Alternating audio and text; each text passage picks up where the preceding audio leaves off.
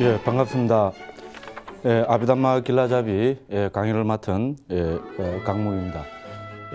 이렇게 우리 또 불자님들하고 아비담마를 공부할 수 있게 되어서 대단히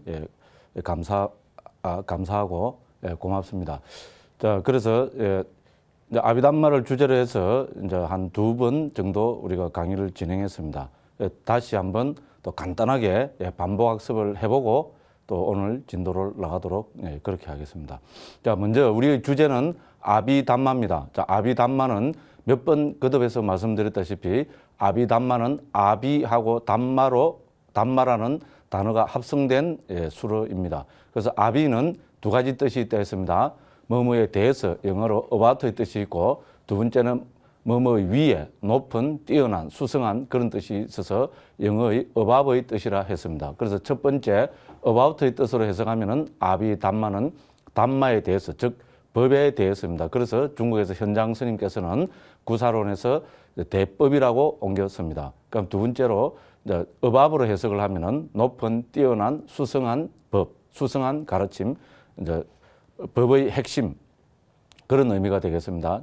그래서 중국에서는 빼어날 성자를 써서 성법이라고 그렇게 옮겼습니다. 그래서 어떻게 옮기든 아비담마의 핵심은 담마, 즉 법입니다. 그래서 바로 이 법을 생명으로 하고, 이 법을 어떠므로 하고, 또 이 법을 진지하게 사유하고 분류하고 체계화하고 표준화하는 것이 아비담마다, 이렇게 정리를 하시면 되겠습니다. 자, 그래서 아비담마의 핵심은 담마, 즉 법입니다. 그러므로 우리는 어떤 것이 법인가, 여기에 대한 좀 체계적인 사유를 해봐야 됩니다. 어떻게 보면 한국 불교에서 한국 불교는 직관적인 우리 체험이나 그런 것은 강한 것 같은데, 이제 법에 대한 분석적인 사유, 이런 것은 아주 약하다고 생각이 됩니다.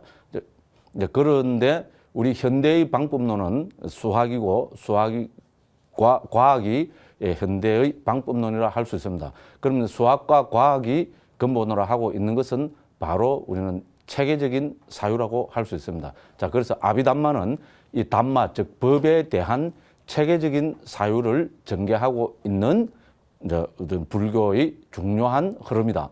그래서 저는 지난 시간에 아비담마는 이제 불교의 둥지와 같은 그 체계라고 그렇게 말씀드렸습니다. 자, 초기 불교라는 2600년 동안 커온 큰 나무의 뿌리라면, 자, 아비담마는 이 큰 나무의 바로 밑둥지, 가장 중요한 밑둥지가 되고, 자, 이 밑둥지인 아비담마를 토대로 해서 가지가 뻗고, 줄기가 뻗고, 가지가 뻗고, 그렇게 해서 또 여러 많은 이파리들이 나오고, 또 거기서 많은 열매가 나오고, 많은 또 꽃이 나오고, 이렇게 한 것이 불교 2600년 우리 역사라고 본다면, 아비담마는 이런 2600년 역사의 핵심이 되는 바로 그 법을 생명으로 삼고 궁구하는 우리는 체계다. 이렇게 정리하면 되겠습니다. 자, 그러면 여기서 우리는 이제 좀 진지하게 사유를 해봐야 됩니다. 자, 법 하는데, 담마 하는데 어떤 것이 담마냐, 어떤 것이 법이냐.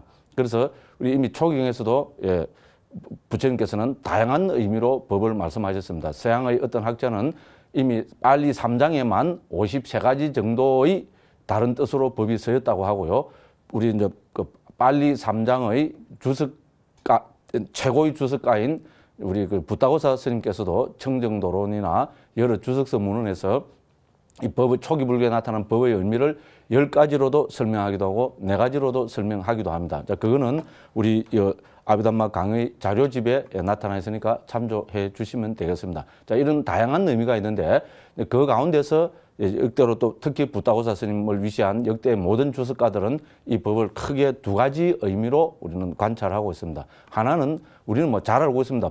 불교에서 법 하면은 그거는 부처님 가르침을 법이라고 합니다. 그래서 그거를 우리는 불교의 그 믿음의 토대가 되는 그것을 우리는 불교의 삼보라고 합니다. 그래서 불법성이라 해서 우리 불교의 2번째 우리 믿음의 토대가 되는 것도 법이기도 합니다. 그래서 이 법을 우리는 부처님 가르침으로서의 법이라 합니다. 그다음 2번째는 이제 고유 성질을 가진 것을 법이라고 합니다.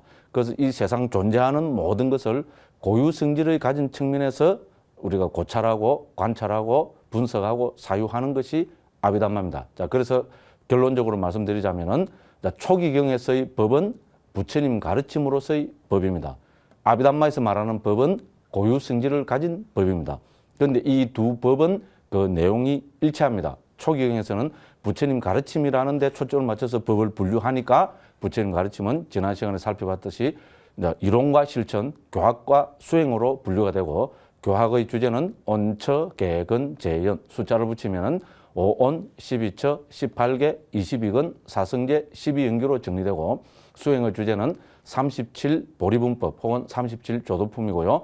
자, 이거를 주제별로 분류하면은 사념처, 사정근, 사여의족, 오근, 오력, 칠각지, 팔정도의 자, 우리는 그죠? 7가지 주제가 되고 여기서 그죠? 사념처, 사정근 하는 데서 자, 숫자 4 더하기 4 더하기 4 더하기 5 더하기 5 더하기 7 더하기 8은 예, 37입니다. 예, 만일에 계산이 안 되는 분은 빨리 스마트폰 꺼내 가지고 한번 두드려 보시기 바랍니다. 정확하게 37이라고 나옵니다. 자, 그래서 이렇게 부처님 가르침으로서의 법은 딱 초기경에서 우리 온처개근 재연과 37 보리분법으로 이제 그 정리가 됩니다. 자, 그래서 우리 불교 체계는 특히 초기 불교 체계는 이 그죠 부처님 가르침인 교학과 수행, 온처개근 재연, 37 보리분법을 통해서 해탈 열반을 실현하는 체계입니다. 자, 초기 불교의 궁극적 목적은 한마디로 말하면은 우리 빠라마 수카라 그럽니다. 궁극적 행복이라고 표현하고 빠라마 수카는 다름이 아닌 니빠나 사치키레야라고 합니다. 열반의 실현. 이렇게 정리가 됩니다. 그럼 열반의 실현이 뭡니까? 자, 좀 어려운 이야기입니다. 그래서 우리가 불교적으로 좀 더 보편적으로 설명하면은 열반의 실현이 다름 아닌 깨달음의 실현입니다. 이미 초기경에서 열반의 실현과 깨달음, 그러니까 니빠나와 보디는 동의어로 나타나고 있습니다. 우리 한국 불교에서 제일 쉬운 말로 하면은 이 열반의 실현, 깨달음의 실현은 우리 한국에서 성불합시다 하는 바로 그 성불과 동의어가 됩니다. 그래서 초기 불교는 이제 다시 정리합니다. 초기 불교의 부처님 가르침으로서의 법은 이제 교학과 수행으로 구성되고, 즉 이론과 실천으로 구성되고, 교학의 주제는 온처개근 재연, 수행의 주제는 37 보리분법입니다. 자, 지금 보시다시피 저는 처음부터 끝까지 반복 학습합니다. 그러니까 편안하게 너무 어려운 거 전혀 모르는 용어가 나온다고 해서 좀 그죠? 당황하시지 말고 또 짜증 내시지 말고 스트레스 받지 마시고 아는 게 나오면 좋다고 그죠? 좋아하시고 모르는 게 나오면은 그렇거니 이래서 넘어가시면은 제가 생각해서 법에 관한 한 가장 중요한 것은 적어도 모르긴 해도 이번 강좌에서 아마 수십 번, 경우에 따라서는 100번 넘게까지 반복 학습을 할 거니까 그렇게 알고 편안하게 제 이야기를 따라와 주시면은 될 것이라고 생각합니다. 그래서 초기 불교의 법은 온처개근 재연, 37 보리분법 이렇게 정리됩니다. 그러면 이 법을 부처님께서는 초기경 전체에서 다양하게 말씀하셨습니다. 자, 그런데 우리가 이제 법에 대해서 부처님 돌아가시고 나서 부처님 가르침인 이 법을 정리해서 체계화하는 입장에서 보면은 부처님 가르침은 너무나 뭡니까? 그 경우에 따라서 다양하게 나타나고 있습니다. 그거를 우리는 대기설법이라 합니다. 그래서 상황에 따라서 그 듣는 사람의 입장에 따라서 우리는 부처님께서 다양하게 법을 설하셨습니다. 그럼 이 다양한 법을 그러면 우리가 법을 정리하는 입장에서는 무슨 기준을 세워서 정리해낼 수밖에 없습니다. 오히려 요새 말로 하면 가장 합리적이고 가장 과학적인 접근 방법이라 할 수 있습니다.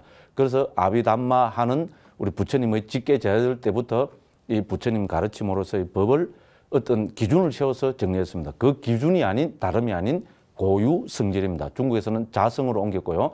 우리는 그 빨리어 원어로 하면 사바와라 그럽니다. 그래서 고유 성질이 뭐냐에 따라서 부처님 말씀하신 여러 가지 말씀을 고유 성질이 같은 것은 하나의 법으로 취급하는 이런 방법론을 가지고 부처님 말씀과 우리 이 세상에 존재하는 모든 것을 분류를 해 나가고 있는 것이 아비담마입니다. 그래서 아비담마를 한마디로 이야기하면은 법의 표준화라고 저는 감히 그렇게 말씀드리겠습니다. 자, 그러니까 담마 스탠다드 이렇게 하면 되겠습니다. 전에 한번 제가 제일 첫날 강의 시간에 말씀드린 것 같습니다. 자, 그래서 법을 표준화하는 것이 아비담마입니다. 그럼 표준화에는 당연히 표준화하는 기준, 토대, 바탕이 있어야 됩니다. 그 바탕이 뭐냐면은 방금 말씀드린 고유 성질이라는 것입니다. 자, 예를 들면 거듭 많이 말씀드렸습니다만은 초기에 보면은 우리 탐욕에 관계된 많은 수로들이 나옵니다. 탐욕, 갈애, 예를 들어서 뭐 우리 예를 들어서 뭡니까? 식욕, 뭐 제욕, 뭐 애욕, 명예욕, 뭐 수면욕, 그다음에 뭡니까? 또 우리 갈애도 뭡니까? 욕애, 유애, 무유애 등등해서 이미 초기경만 봐도 수십 가지의 탐욕과 같은 가르침 혹은 수로들이 나타납니다. 자, 이거를 아비담마에서 법을 표준화하는 입장에서 보면 고유 성질이 같은 것은 전부 하나로 봐야 됩니다. 지극히 당연하고 지극히 합리적인 방법입니다. 자, 이런 체계로 부처님 일대시교, 부처님 가르침을 정리하고, 그럼 그 부처님 가르침의 내용이 뭐겠습니까? 다른 말로 하면 존재하는 모든 것이 됩니다. 그래서 부처님 가르침을 고유 성질을 가진 것으로 존재하는 모든 것을 분류해낸 것이 아비담마 체계입니다. 우리는 이렇게 이해하면은 아비담마가 무엇인가에 대한 좋은 답이 된다고 봅니다. 자, 그래서 다시 한번 정리합니다. 자, 아비담마는 법에 대해서입니다. 그럼 어떤 것이 법입니까? 초기 불교에서는 부처님의 가르침을 법이라 그럽니다. 그래서 그거는 교학과 수행, 원체개건제, 삼칠보리공법으로 정리됩니다. 자, 아비담마에서는 어떤 것이 법입니까? 아비담마에서 정의하는 법은 고유성질을 가진 것. 벌써 아마 지난번에 한까지 아마 수십 번 지금 반복하고 있는 거로 알고 있습니다. 그래서 고유성질을 가진 것이 법입니다. 중국에서는 임지자성 이렇게 옮겼습니다. 요 우리 교재에 프린트물에 다 나와 있으니까 참조하시기 바랍니다. 자, 그러면은 고유성질을 가진 측면에서 이제 이 법을 분류해내는 것이 우리는 아비담마 체계다. 이렇게 이해하시면 되겠습니다. 그래서 아비담마 하면은 반드시 고유성질을 가진 것, 임지자성, 사바암 다렌티 이렇게 정리가 되어야 되겠습니다. 자, 그러면은 자, 이렇게 초기 불교가 특히 아비담마에서 생명으로 삼고 있는 이 법은 우리가 이제 어떻게 했을 때 이 법이 명확하게 드러나느냐. 사실 이게 또 중요합니다. 그래서 아비담마를 공부할 때 우리가 가장 중요한 것은 법의 가장 큰 특질은 해체했을 때 드러난다. 저는 이제 해체라는 용어를 쓰고 있습니다. 근데 이 해체를 중국에서는 사실은 그 분별이라고, 특히 일본 사람들이 분별이라고 옮겼습니다. 그럼 우리는 뭡니까? 불교에서 분별하면 별로 한국 불교에서는 좋은 말로 안 씁니다. 우리 특히 스님들이, 어른 스님들 많이 하시는 말씀이 뭡니까? 분별 망상 피우지 마라. 이래 하잖아요. 그죠? 그러다 보니까 분별이 이 망상하고 연결이 돼 버렸습니다. 이제 그래서 저는 분별이라는 말을 절대로 쓰지 않고 이제 원어로 이 분별에 해당되는 이 위바자 이거를 저는 해체라고 옮기고 있습니다. 그래서 요 우리 프린트물 그죠? 한 3페이지, 4페이지쯤에 보면은 거기 6번 해서 법은 해체했을 때 드러난다. 이렇게 했습니다. 그죠? 그래서 우리가 불교에서 말하는 법, 특히 초기 불교, 특히 아비담마에서 말하는 법을 이해하려면 이것은 해체했을 때 드러나는 것이 법입니다. 그럼 해체되지 않은 존재를 말하느냐? 그거를 우리는 이미 초경에서부터 특히 아비담마 문화에서는 빤야띠라 그럽니다. 중국에서는 시설이라 옮겼고 우리 반야 중간 이쪽에서는 우리는 이거를 그죠? 가명이라고도 옮기기도 했습니다. 자, 시설 혹은 가명 혹은 개념을 해체했을 때 드러나는 것이 바로 법이라고 그렇게 됩니다. 예를 들어서 우리가 초경에서 가장 많이 나타나는 가르침인 오온의 가르침. 자, 한자로 색수상행식. 저는 이거를 물질, 느낌, 인식, 심리 현상들, 아르마리 이렇게 옮깁니다. 자, 이 색수상행식은 부처님이 말씀하신 법입니다. 그럼 이 법은 뭐에 대한 가르침입니까? 자, 한마디로 정의하면은 법은 나라는 무엇인가에 대한 부처님의 말씀입니다. 이 세상에 나라는 존재는 가장 귀중하고 가장 소중합니다. 나는 아닌데, 나는 내 남편이 가장 소중한데, 그거 다 속된 말로 뭐 뻥입니다. 그렇죠? 내가 남편이 소중하다는 것은 내라는 존재가 소중하기 때문에 남편이 있으면, 아이고, 나는 내 아들이 소중한데, 물론 인정합니다. 근데 왜 아들이 소중합니까? 나라는 존재가 소중하기 때문에 아들이 소중합니다. 아닌데, 나는 뭐니 해도 머니가, 돈이 제일 소중한데, 돈이 왜 소중합니까? 내가 소중하기 때문에 돈이 소중합니다. 자, 더 이상 뭐 말씀드린다는 것은 어떻게 보면 우스운 이야기가 됩니다. 자, 그래서 이 가장 소중하게 여기는 나라는 것을 부처님께서는 바로 색수상행식의 5가지 오온으로 해체해서 말씀하셨습니다. 자, 그런데 우리가 나라는 것을 해체하지 않고 놔두고 보면은 나라는 것이 그대로 쏘가버립니다. 그래서 우리는 어떻게 합니까? 나라는 것에 적극적인 의미 부여를 하면은 철학적으로도 이미 종교적으로 나 하면 우리 한국에서 만년해가 있는 겁니까? 나 하면 참나, 진화, 대화, 막 이런 식으로, 그죠? 그러니까 참생명, 그 다음에 한마음, 이런 식으로, 그죠? 절대화 해버리게 됩니다. 그거는 불교의 근본 뜻과 완전히 어긋나고 완전히 다른 그런 개념이라 할 수 있습니다. 그래서 그럼 왜 그렇습니까? 방금처럼 나를 놔두고 보면 이 나라는 것은 가장 큰 집착의 대상입니다. 가장 소중한 만큼 가장 큰 집착의 대상입니다. 자, 집착을 하고 있는 한 불교에서 말하는 깨달음 혹은 해탈 열반 혹은 성불은 절대로 성취할 수 없습니다. 자, 그러니까 이 나라는 가장 소중하게 여기는 이 존재의 집착으로부터 벗어나려면 어떻게 해야 됩니까? 해체를 해야 됩니다. 자, 그래서 나라는 존재를 색, 수, 상, 행식, 자, 물질, 느낌, 인식, 심리 현상들 아르마리로 해체해서 보면은 어떻게 됩니까? 우리는 거기서 뭐가 드러납니까? 무상이 드러나고 괴로움이 드러나고 무아가 드러납니다. 자, 무상이나 고나 무아를 봐야 우리는 염오가 일어나고 이욕, 즉 탐욕이 빗발이고 그래서 해탈하고 해탈했다는 구경해탈지가 생겨서 우리는 구경 열반을 실현하고 위없는 깨달음을 실현하고 그래서 승부를 한다는 것이 초기 불교의 특히 상육대 니까만 봐도 400군데 이상 나타나는 정형화된 가르침입니다. 스님이 정말로 400군데 나타나는 거 아십니까? 예, 저는 압니다. 왜 그렇습니까? 예, 저는 상육대 니까야를 6건으로 자랑이 아니고요. 완역했습니다. 그래서 상육대 니까에서 가장 핵심적으로 가르치는 게 뭘까? 예, 저는 바로 나라는 존재를 오온으로 해체해서 보면은 무상, 고, 무아가 드러나고 이거를 보물해서 염오, 이욕, 해탈, 구경해탈지를 실현해서 위없는 깨달음을 실현한다는 것이 상육대 니까야로 대표되는 초기 불교에서 나타나는 가장 궁극적인 가르침이라고 그렇게 말씀드리고 싶습니다.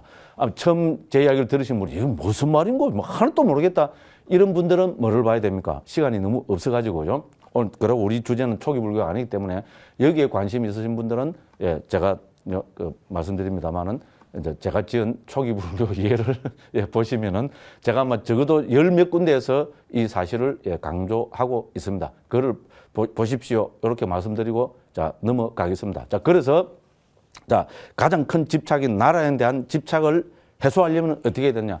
해체해서 봐야 됩니다. 해체해서 보면 나라는 것은 실제하지 않습니다. 그래서 우리는 그 집착으로부터 벗어날 수 있습니다. 두 번째 우리의 가장 큰 집착은 세상입니다. 세상이란 무엇인가에 대한 부처님 말씀이 12처와 18개입니다. 세상을 안이비설신의 색성향미 촉법, 그러니까 눈기, 코, 여, 몸, 마음, 그죠? 그 다음에 형색, 소리, 냄새, 맛, 감촉, 법으로 해체해서 보면은 우리는 거기서 무상, 고, 무아가 보이고 똑같은 방법으로 염오, 이욕, 해탈, 구경해탈지가 일어나서 깨닫는다는 것이 부처님이 초기 불교에서 적어도 또 이것도 몇백 군데에서 강조하고 계시는 가르침입니다. 자, 이렇게 해서 부처님의 법은, 아비담마의 법이든 부처님 가르침으로서의 법이든 이것은 개념적 존재를 해체했을 때 드러납니다. 자, 개념적 존재는 뭡니까? 나라는 것은 개념적 존재입니다. 세상이라는 것도 개념적 존재입니다. 그러면 제가 여기까지 해놨습니다. 자, 민이라는 것도 개념적 존재입니다. 중생도 그렇습니다. 그 다음에 뭡니까? 돈, 권력, 불교에서는 신까지도 개념적 존재로 파악하고 있습니다. 자, 법으로 해체했을 때 우리는 뭡니까? 이런 개념적 존재에 집착하는 것으로부터 벗어날 수 있습니다. 그렇기 때문에 불교에서는 법을 강조하고 이 법을 바로 해체했을 때 개념적 존재를 해체했을 때 드러나는 것이 법이라고 이야기합니다. 그래서 이 해체를 우리 원어로 보면은 여기도 적어놨습니다만은 위바자라고 그럽니다. 그래서 전통적으로 상자부 불교, 우리 종손임을 자처하는 상자부 불교는 그들 스스로가 우리는 해체를 설하는 자들이다. 그래서 위바자 와딘 이렇게 부르고 있을 정도입니다. 자, 그런 이야기들이 그 3페이지 6번 법은 해체했을 때 드러난다는 거기에 쭉 적혀 있습니다. 한번 관심 있는 분들이 한번 정독을 해보시기 바랍니다. 그런데 이미 초기경에서도 유바자라는 말은 강조되고 있습니다. 특히 그 중에서 저는 여기서 그죠? 뭡니까? 왕기사 존자의 예와 그다음 와지라 비구니 스님이 비구니 아라한입니다. 이 스님의 예를 들고 있습니다. 그래서 왕기사 존자의 일화는 간단하게 한번 보시기 바라고요. 그래서 와지라경에 나타나는 와지라 비구니 스님의 개송을 가지고 이미 초기경에서 아비담마가 아니고 이미 초기경에서 그다음에 부처님 직계자들이 불교의 핵심을 이렇게 파악하고 있다. 요거를 한번 말씀드리겠습니다. 자, 그래서 마라가 와갖고, 그죠? 그러니까, 그죠? 이 와지라 비구니 스님한테 일종의 겁을 줍니다. 겁을 주니까죠. 중생은 누가 창조했나? 이 세상은 누가 창조했냐? 니 그거 아나? 뭐 이런 식으로 말하고, 그죠? 막 윽박을 지르니까, 그죠? 와지라, 비구니 스님, 비구니 아란입니다. 와지라는 사실은요, 의미심장합니다. 우리 금강경이라고 옮길 때, 그 금강이 바로 와지라입니다. 그래서 이 금강과 같은, 그죠? 벼락과 같은, 혹은 금강과 같은 이야기를 하고 있습니다. 저는 이런 일화가 금강경으로, 그죠? 뒤에, 창출되어서, 그죠? 나오지 않았을까. 그렇게, 개인적으로 그렇게 보는 입장입니다. 자, 그래서 딱 말가, 그죠? 너는 중생을 아느냐? 세상을 아느냐? 창조자를 아느냐? 이제 이렇게, 그죠? 윽박 지르니까, 그죠? 우리 와지라 비구니 스님이 합니다. 자, 왜 그대는 중생이라고 상상하는가? 말하여 그대는 견해에 빠졌는가? 단지 형성된 것들의 덤일 뿐 여기서 중생이라고 할 만한 것을 찾을 수 없도다. 여기서 중생이 뭡니까? 개념적 존재죠, 그죠? 해체해서 보면은 중생이라는 것은 있을 수 없다는 겁니다. 그죠? 그래서 멋진 비유를 들고 있습니다. 자, 마치 부품들을 조립한 것이 있을 때 마차라는 명칭이 있는 것처럼 됐죠? 이 비유를 가지고 봅시다. 여기서 말하는 부품들이 뭐겠습니까? 다른 말로 우리 법들입니다. 됐죠? 온처, 개근, 재연, 혹은 아비담에서 이야기하는 82법 이렇게 볼 수 있습니다. 자, 이렇게 부품들이 조립한 것이 있을 때 마차라는 명칭이 있죠. 이 마차가 뭡니까? 개념적 존재죠. 그죠? 그래서 마차라는 것은 실제하지 않는다는 겁니다. 마차는 부품들로 되어가 있을 뿐이라는 겁니다. 요새 말로 하면 이 마차를 뭐로 보면 되겠습니까?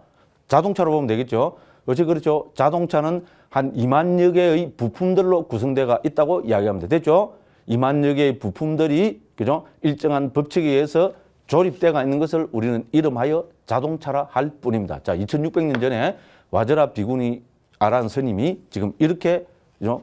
이야기를 하고 있습니다. 그래서 이제 그와 마찬가지로 무더기들이 있을 때, 무더기는 오온입니다. 오온, 색수상, 행식이 있을 때 중생이라는 인습적 표현이 있을 뿐이다. 됐죠? 인습적 표현을 우리는, 저는 개념이라 부르고 있고, 그죠?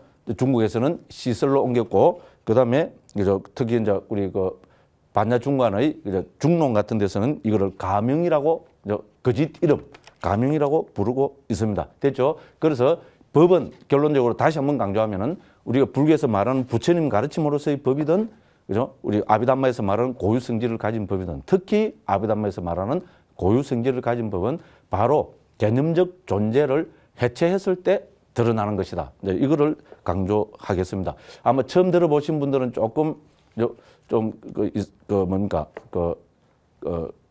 할 수도 있겠지만은, 그죠? 이때는 전라도 말이 참 좋아요. 거시기 할 수 있겠지만은, 그죠? 반복해서, 그죠? 보시면 됩니다. 이거는 초기 불교 아비담마뿐만 아니고요. 모든 불교에서 강조하는 겁니다. 특히 우리 반야 중간에서, 그죠? 우리 중론의, 그죠? 저자이신 우리 용수 스님, 용수 보살이 강조하고 있는 것이기도 합니다. 불교는 개념적 존재를 법으로 해체해서 봐야 됩니다. 법으로 해체해서 보면은 법의 공성이 드러난다는 것이 우리 초기 불교, 아비달마 불교, 반야중간, 유식, 열애장사 한결같이 이야기하고 있는 불교의 가장 중요한 가르침이기도 합니다. 자, 그래서 해체했을 때 드러난다. 저는 이걸 어떻게 이야기합니까? 자, 우리, 그죠? 이승만 대통령께서는 뭐라 했습니까? 뭉치면 살고 흩어지면 죽는다. 이랬죠. 그죠? 저는 싹 가져가고 어떻게 해서 묻습니까? 뭉쳐두면 속고 해체하면 깨닫는다. 아, 또 제가 만들어놔도, 그죠? 참 잘 만드는 것 같아요. 한번 음미해 보십시오. 개념적 존재로 뭉쳐두면 개념적 존재에 속아버립니다. 나니, 세상이니, 미인이니, 이영애니, 뭡니까? 누굽니까? 예? 등등 해서, 그죠? 다 속아버립니다. 그런데 이거를 법들로 해체해서 보면은 무상고 무화가 보이고, 그래서 여모욕, 해탈, 구경탈지로 깨닫게 된다는 겁니다. 제가 우스갯소리 비슷하겠지만은요, 초기 불교의 핵심입니다. 자, 이거를 통해서 부처님 가르침을 조금 이해하는 분은, 그죠? 아마 불교를 보는, 그죠? 아주 그냥 밝은 눈이, 생기게 될 거라고, 감히 그렇게 한번, 말씀을 드리겠습니다. 자, 그래서, 이제 다시 한번 정리하겠습니다. 자, 저는 끝까지 반복학습입니다. 그죠? 자, 처음부터 딱 정리합니다. 이제 그러면 한 1분만 정리하면 됩니다. 자, 우리는 아비담마 공부합니다. 아비담마가 뭡니까? 법에 대해서입니다. 됐죠? 어떤 게 법입니까? 자, 1번 부처님 가르침으로서의 법입니다. 2번 고유 성질을 가진 것이 법입니다. 그럼 부처님의 가르침으로서 법은 뭡니까? 이론과 실천, 교학과 수행이고 이 주제는 교학으로는 온처개건제연, 수행으로는 삼칠보리분법입니다. 아비담마에서는 이거를 뭐라고 이야기합니까? 고유 성질을 가진 법, 이렇게 이야기합니다. 자, 이렇게 온처개건제연, 삼칠보리분법으로서의 초기 불교의 법과 고유 성질을 가진 법들인 아비담마의 법은 결국은 같은 내용을 담고 있습니다. 그래서 금강경에서도 일체법이 계시 불법이라고 이야기하고 있습니다. 자, 그런데 그리고 또 중요한 것은 이 부처님 가르침으로서의 법과 고유성질을 가진 법은 개념적 존재를 해체했을 때 드러납니다. 개념적 존재를 그냥 놔두면 우리는 결코 법을 볼 수 없습니다. 법 대신에 우리는 뭐가 보입니까? 돈이 보이고 명예가 보이고 권력이 보이고 이영애가 보이고 장동건이 보이고 또 누가 많은 사람입니다. 예, 김태희가 보이고 또 누가 제가 아는 배우가 없습니다. 그런 것만 보입니다. 그런데 불자는 이거를 딱 법으로 해체해서 봐야 됩니다. 이영애, 예, 불교로 보면 별거 아닙니다. 이영애는 색수상행식으로 구성되어 있습니다. 색수상행식이 특정한 그 찰나의 특정한 형태로 나타나는 것을 우리는 이영애라 부르고 장동건이라 부르고 그렇게 할 뿐입니다. 이게 초기 불교, 특히 아비달마 법의 핵심입니다. 이거는 아무리 강조해도 지나치지 않습니다. 그래서 오늘은 이 정도로 강조하겠습니다. 자, 그리고 또 진도를 나가겠습니다.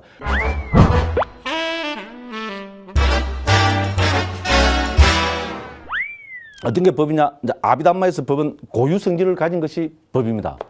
지난 시간에도 제가 아주 강조를 하고 마쳤는데요. 자, 우리는 여기서 이제 아비담마는 고유 성질을 가진 법에서 한 단계 더 나아가는 사유를 해야 됩니다. 근데 알고 보면 지극히 상식적인 사유입니다. 자, 이런 사유를 하지 못하면은 아비담마는 절대로 이해가 되지 않습니다. 중요한 사유입니다. 그런데 아주 합리적이고 아주 상식적인 사유입니다. 자, 고유 성질을 가진 것이 법이라면 이 세상에는 고유 성질을 가진 법이 몇 개 있는가?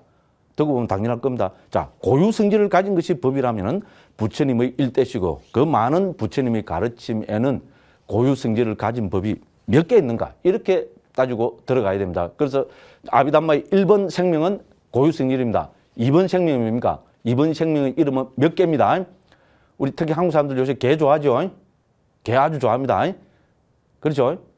개 무슨 개 있습니까? 진돗개, 그러면 똥개, 세파트, 부르독. 죄송합니다. 좀 너무 딱딱한 것 같아서 재밌게 하려고 일합니다. 그렇죠? 개 좋아합니다. 그래서 아비담마도 개를 좋아합니다. 이렇게 생각하셔야 됩니다. 아비담마도 당연히 개를 좋아합니다. 그런데 아비담마에서 말하는 개 이름이 뭡니까? 아비담마에서 말하는 개 이름은 몇 개입니다. 그래서 진돗개, 똥개가 아닌 몇 개. 이렇게, 이렇게 기억하시면은 훨씬, 수월하지 않을까. 이래서 제가 좀 어떻게 보면 과한 농담을 한 것이 아닌가 모르겠습니다. 이렇게 기억하시면 됩니다. 아비담마에서도 개를 중요시합니다. 아비담마 개 이름은 진돗개, 똥개가 아닌 몇 개입니다. 됐죠, 그죠? 그래서 2번이 몇 개입니다. 자, 1번, 아비담마에서 1번 주제는 뭡니까? 고유 성질을 가진 것입니다. 2번은 고유 성질을 가진 것이 몇 개 있는가? 그럼 아비담마는 당연히 여기에서 대답을 해야 됩니다. 그래서 정통 상자부 불교에서는 이 세상에는 82개의 고유 성질이 있다. 82개로 이야기합니다. 됐죠? 그리고 우리 이제 북방 설일체유부에서는 똑같은 방법으로 아비담마는 고유 성질을 가진 것입니다. 법은 그러면 고유 성질을 가진 법이 몇 개 있는가? 북방 설일체유부에서는 75개가 있다고 이야기합니다. 그다음에 우리 대성 아비달마라 불리는 유식 불교에서는 그죠? 이 고유 성질을 가진 법은 이 세상에 100개가 있다고 합니다. 자, 그래서 82개, 75개, 100개 이렇게 봅니다. 그럼 혹자는 이야기할 것입니다. 왜 똑같은 부처님 가르침을 보는데 어디서는 72개라고 82개라고 어디서는 왜 75개 어디서는 왜 100개라는가? 어떻게 따르면 그것이 불교입니다. 불교는 우리 외적인 그죠? 절대적인 권력이나 힘을 가지고 억누르는 우리 사유체계, 수행체계가 아닙니다. 우리는 법을 고찰하는 방법이 충분한 근거가 있고 일리가 있다면 오히려 보는 그죠? 부파에 따라서 혹은 보는 관점이나 환경에 따라서 그 법을 82개라고 75개라고 100개라고 다르게 보는 것이 저는 그것이 훨씬 더 불교답다고 감히 그렇게 말씀드리겠습니다. 자, 그래서 여기서 중요한 발상 전환을 반드시 하셔야 됩니다. 자, 아비담마의 법은 고유 성질을 가진 것입니다. 그러면은 고유 성질을 가진 법이 몇 개 있는가? 이렇게 몇 개로 나아가야 됩니다. 자, 몇 개에 대한 답이 뭡니까? 82개, 75개, 100개입니다. 자, 상자부, 정통 상자부 아비담마에서는 82개라고 이야기합니다. 북방 서ril체육에서는 75개라고 이야기합니다. 우리 대성 아비달마로 불리는 유식에서는 100개라고 그렇게 이야기하고 있습니다. 자, 그래서죠, 이 내용은 이제 오늘 시간 되면은 좀 이따가 좀 구체적으로 살펴보고요. 아니면은 다음 시간에 완전히 구체적으로 살펴보도록 하겠습니다. 자, 그래서 우리 프린트물로 아마 4페이지쯤 될 겁니다. 7번에 이 세상에는 몇 개의 각각 다른 고유 성질을 가진 법이 있는가를 타이틀로 적어놨습니다. 자, 그래서 그 밑에 방금 제가 말씀드린 것을 여기 이렇게 그죠? 이 프린트물에는 이렇게 정리해놨습니다. 고유 성질을 가진 것이 법이라면 당연히 이 세상에는 몇 개의 각각 다른 고유 성질을 가진 법이 있는가를 규명해야 한다. 이것은 아비담마의 출발점이요, 토대요, 기초이다. 상자부에서는 82법을 들고 있고 서릴체육부에서는 75법으로 결론짓고 대성의 아비달마인 유식에서는 100법을 들고 있다. 자, 요까지만 이해하셔도 우리 불교 있잖아요. 이제 우리 아마 첫째 시간이겠죠. 그때 말씀드린 불교 흐름 뭐 8개 중요한 흐름, 초기불교, 아비달마, 반야중간, 유식, 정토, 밀교, 그죠? 열애장 뺐네요. 열애장. 그다음에 뭐 대성, 우리 북방 선종, 선불교. 여기서 핵심으로 따지고 있는 이 법에 대한 아주 바르고 체계적이고 정확한 이해를 하게 된 것이라고 감히 그렇게 말씀드리겠습니다. 자, 그래서 고유 성질로 보니까 82개다. 이래 되면 되죠. 근데 이 방법론은 요새 과학적인 방법론, 특히 화학의 방법론하고 똑같다는 것을 제가 말씀드리고 싶습니다. 자, 그래서 우리 화학하면 원소기호 이야기하면 되죠. 아마 이거는 중학교 때 배운 것 같습니다. 그래서 중학교 때 보면, 그죠? 원소기호별로, 예를 들어 원소기호 1은 뭐 수소, 2는 헬륨, 3은 또 뭐라더라? 뭐, 오래돼서 다 까먹었습니다. 자, 그래 합니다. 자, 그래서 제가 여기 이런 걸 적어 놨습니다. 자, 예를 들면, 화학에서는 이 세상에서 각각 다른 고유 성질을 가진 물질을 원소기호로 정리하여 작년에 코페르니슘을 112번으로 명명하였으며, 비공식적으로는 118번까지 발견되었다고 하는데, 이러한 방법론과 같은 것이라 할 수 있다. 됐죠? 그렇습니다. 그래서, 자, 우리가 화학에서 말하는 거죠. 자, 예를 들어서 산소와 수소가 같습니까? 다릅니까? 만일에 산소와 수소가 같다는 사람은, 이거는, 그죠? 뭐, 중학교 아이들 유치원 교육도 제대로 못 배운 겁니다. 산소와 수소는 분명히 다릅니다. 다르니까 이름도 다를 거 아닙니까? 근데 산소와 수소가 왜 다릅니까? 만일에 누가 이렇게 묻는다면 우리는 어떻게 대답해야 됩니까? 산소, 수소가 왜 다릅니까? 우리 한마디로 얘기하면 왜 다르기는 그 성질이 다르니까 다르지. 맞죠? 원소기호도 다르고, 구성 그것도 다르고. 그렇게 대답해야 됩니다. 그래서 아비담마도 똑같습니다. 그죠? 자, 제가 한번 또, 그죠? 여쭤보겠습니다. 자, 탐욕과 성냄은 같습니까? 다릅니까? 한국 불교는요, 이 질문을 드리면 불교를 오래 한 사람일수록 헷갈려 버립니다. 야, 탐욕과 성냄이 같은가 다른가? 큰 스님들은 탐욕과 성냄이 둘이 아니다 이랬는데, 엄마야, 그럼 본질적으로는 탐욕과 성냄이 둘이 아닌가? 같은가? 막 헷갈리기 시작합니다. 그런데 우리는 뭡니까? 불교는 지극히 상식을 중요시합니다. 특히 부처님 가르침은 건전한 상식에 바탕하고 있습니다. 우리는 상식적으로 보면 어떻게 됩니까? 탐욕과 성냄은 다릅니다. 탐욕과 성냄이 같다면 이거는 제 식으로 표현하면 뭡니까? 100% 우리 방송에서 이런 표현을 써서 될랑은 모르겠는데, 그죠? 이제 뭐 양해를 해주신다면 100% 이거는 우리 돌인이라 그러죠, 그죠? 돌인. 사람 인자는, 그죠? 아이 해서 돌아이. 아마 그래서 또라이를 하는 것 같아요, 그죠? 그렇습니다. 탐욕과 성냄은 다릅니다. 이거는 명명백백합니다. 자, 그렇다면 탐욕과 성냄이 왜 다릅니까? 왜 다르기는 뭐 다른 게 다르지. 뭐지 그거라고 자꾸 따지산다. 에이, 그래 하면 안 됩니다. 불자들은 특히 정확하게 우리는 이해해야 됩니다. 자, 탐욕과 성냄이 왜 다릅니까? 예, 고유 성질이 다르기 때문에 다릅니다. 에이씨, 나도 그 이야기 하겠다. 알고 보니까 너무 당연하죠. 예, 너무 당연한 방법을 제시하는 것이 아비담마입니다. 자, 아비담마에서 왜 고유 성질을 가진 것을 법이라고 하고 고유 성질을 가진 것이 몇 개 있는 것 같고 사유하는지 이제 충분히 이해하실 겁니다. 탐욕과 성냄은 다릅니다. 왜? 고유 성질이 다르기 때문에 그렇습니다. 자, 그 다음에 성냄과 예를 들어서, 그죠? 자, 성냄과 어리석음은 같습니까? 다릅니까? 다릅니다. 왜 다릅니까? 고유 성질이 다르기 때문에 그렇습니다. 자, 그 다음 또 한번 여쭤보겠습니다. 자, 성냄과 분노는 같습니까? 다릅니까? 성냄과 분노. 자, 이름은, 명칭은 다른데, 그죠? 성냄이라는 그 어떤 가지고 있는 고유성질하고 분노라는 고유성질은 분명히 같습니다. 제일 쉽게 이야기하면은 우리는 성냄이라는 건 뭡니까? 저 대상을 밀치는 성질이 있습니다. 그렇죠? 성을 낸다는 것은 저 대상을 싫어하고 저주하고, 그죠? 거기에 대해서 화를 내고 하는 성질입니다. 분노도 마찬가지죠. 그러니까 성냄과 분노는 같은 성질입니다. 그러면 고유 성질로 보면은 하나입니다. 됐죠? 자, 이렇게 판별해 들어가는 것이 아비담마입니다. 자, 이런 방법론을 가지고 자, 부처님이 말씀하신 것과 특히 세상에 존재하는 모든 것을 이제 헤아려 보니까, 분석해 보니까 상자부에서는 82개로 정리된다. 굉장한 우리는 발견이라고 할 수 있습니다. 그죠? 이렇게 정리하는 것이 아비담마라고 할 수 있습니다. 자, 그래서 뭐 그 밑에도 또 몇 개 적어놨는데, 그죠? 이제 그 부분은 한번 개별적으로 한번 살펴보시기 바랍니다. 자, 그렇다면은 그 다음에 이제 우리는 뭡니까? 아비담마 하는 분들은 좋다. 고유 성질을 가진 것이 법이다. 그죠? 그래서 그 법이 몇 개냐? 82개다. 75개다. 100개다. 이렇게 하고 아비담마 다 했다. 이러면 어떻게 됩니까? 예, 제 표현으로 하면 그건 직무유기입니다. 자, 공무원들이 직무유기하면 이는 큰일 나죠. 자, 아비담마 부처님 말씀을 그저 체계적으로 분류하는 것을 생명으로 삼고 있는 아비담마의 대가들, 아비담마의 달인들, 특히 그 대부분들이 그 스님들입니다.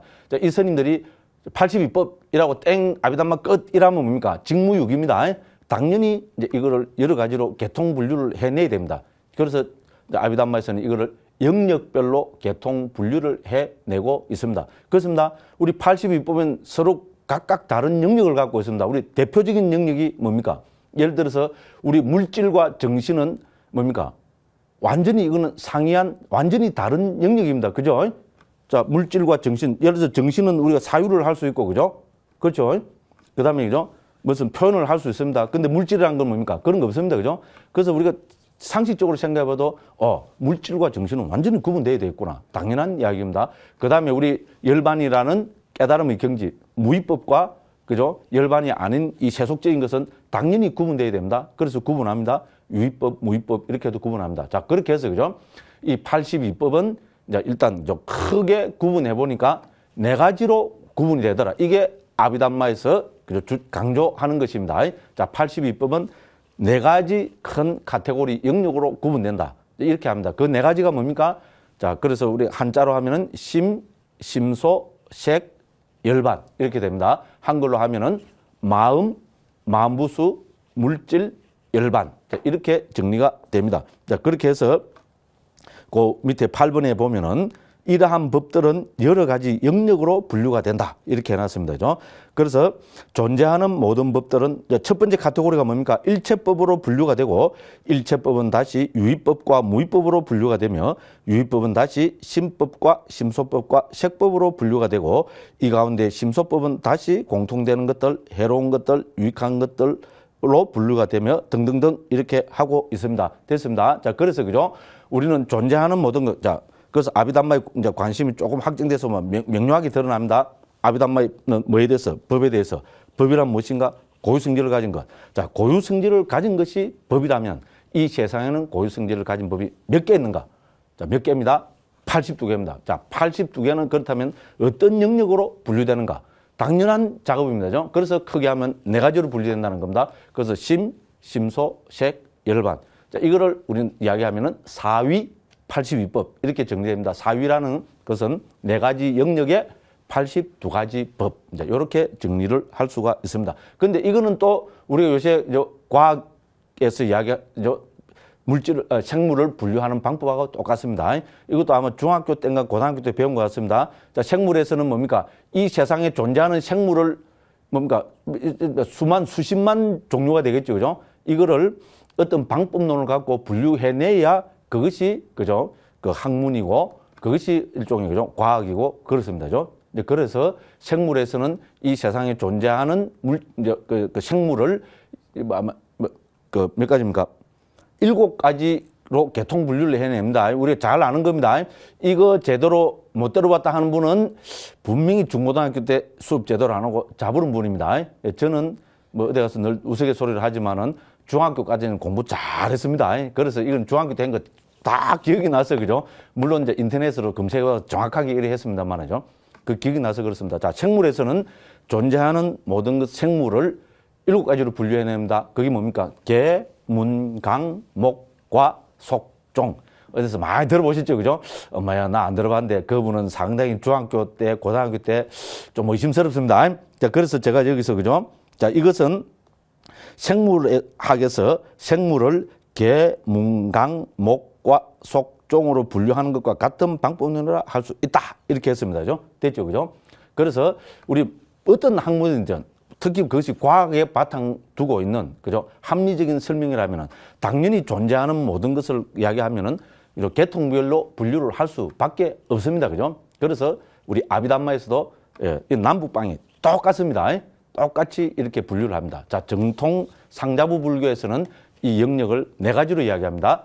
자, 그래서 사위가 됩니다. 사위 82법. 사위가 뭐냐? 심, 심소, 색, 열반. 자, 한글로 하면 마음, 마음부수, 물질, 열반. 이렇게 분류를 합니다. 자, 그리고 이제 북방에 들어오면은요, 북방 우리 이제 설일체유보와 그 다음에 유식에서는 오위를 이야기합니다. 영역 카테고리를 하나 더 넣어서 오위 75법, 오위 100법 이렇게 합니다. 아마 불교 우리 교양대학이나 불교대학에서 조금 전문적으로 법에 대해서 설명을 들은 분들은 딴 건 내용은 몰라도 오위 75법, 오위 100법이라는 말은 들으셨을 것입니다. 여기서 말하는 오위라는 것은 바로 영역 분류를 하는 겁니다. 자, 오위는 그 네 가지는 똑같습니다. 심, 심소, 색, 열반은 똑같고 북방에서는 심, 불상응, 행법이라는 하나의 카테고리를 더 넣고 있습니다. 예, 이렇게 해서 오늘은 대충 이렇게 이 정도로 한번 정리를 해보고요. 예, 다음 시간에 그러면은 사위가 구체적으로 어떻게 분류가 되고 이 심, 심소, 색, 열반에 속하는 이 법들은 구체적으로 어떻게 되는지 그거는 다음 시간에 우리 사위 82법에 대해서 한번 살펴보겠습니다. 자, 이 사위 82법의 책에는 이제 우리 그 프린트물에 보면은 그죠? 우리 불교 방송 홈페이지에 올려져 있는 프린트물에 보면은 뒤에 도표로 해서 다 그려져 가지고 있습니다. 그래서 시간이 나신 분들은 이 도표물을 가지고 미리 한번 보시면은 우리 아비담마를 이해하는 데 많은 도움이 되겠습니다. 자, 이렇게 말씀드리고 또 간단하게 이제 요번에 공부한 것에 대해서 한번 정리하고 오늘 강의를 마치도록 하겠습니다. 자, 우리는 아비담마 공부합니다. 이제부터 반드시 물어야 되면 어떤 게 아비담마냐? 법에 대해서다. 아비담마, 법에 대해서다. 어떤 게 법이냐? 1번 부처님 가르침, 2번 고유성질을 가진 것. 그러니까 부처님 가르친 법은 몇 개 있느냐? 어떻게 분류되느냐? 온처, 개근, 재연, 이거는 교학이고 수행은 삼칠보리분법. 이렇게 정리된다. 이거는 우리 대성 반야신경에도 온처, 개재연의 공이 나온다. 그래서 모든 불교에서 그죠? 기본이 되는 법수다. 그러면 이제 아비담마에서는 어떤 게 법이냐? 고유성질을 가진 것이 법이다. 그래서 만일에 고유성질을 가진 것이 법이라면 이 세상에는 고유성질을 가진 법이 몇 개 있느냐? 개가 중요하다 했습니다. 그죠? 그래서 몇 개로 확정이 돼야 됩니다. 결론은 뭡니까? 상자부에서는 82법이다. 북방, 그죠? 설일체부에서는 75개다. 유식에서는 100개다. 이렇게 합니다. 그런데 여기서 끝나면 안 됩니다. 자, 이 82법, 75법, 100법은 어떻게 분류가 되느냐? 어떤 영역으로 분류가 되는가? 결론은 모든 불교에서 동일하게 기본으로 이제 영역으로 정리하는 것이 네 가지입니다. 그게 뭡니까? 심, 심소, 색, 열반. 자, 한글로 옮기면은 마음, 마음부수, 물질, 열반 혹은 무위법 이렇게 하면 됩니다. 그죠? 그런데 우리 북방, 우리 설일체유부와 북방 유식에서는 한 영역을 더 넣어서 심불상행법이라는 한 영역을 더 넣어서 5위로 분류합니다. 즉 심, 심소, 색, 심불상행, 무위법 이렇게 해서 5위 전체 법수는 설일체유부에서는 75개, 유식에서는 100개 이렇게 정리하고 있습니다. 자, 그러면은 우리 다음 시간에는 그죠? 그럼 구체적으로 이 사위는 무엇이고 82법은 구체적으로 어떻게 그죠? 네 가지 영역에 속하는지 그거를 다음 시간에 한번 살펴보겠습니다. 자, 그 내용은 다음 시간에 한 내용은 거듭 말씀드리지만은 여기 우리 프린트물에 교재로 쓰고 있는 프린트물에 잘 정리가 되어 있으니까 그 뒤에 사위 82법 그다음에 뭔가 심소법 52가지, 물질 28가지 그러면 그런 식으로 해서 쭉 정리가 되어 있으니까 그거를 한번 흘낏 보시고 다음 강의를 들으시면은 이해하는 데 크게 도움이 될 겁니다. 오늘 강의는 이것으로 마치겠습니다. 또 다음 시간에 또 건강한 모습으로 우리 불자님들을 뵙겠습니다. 대단히 감사합니다.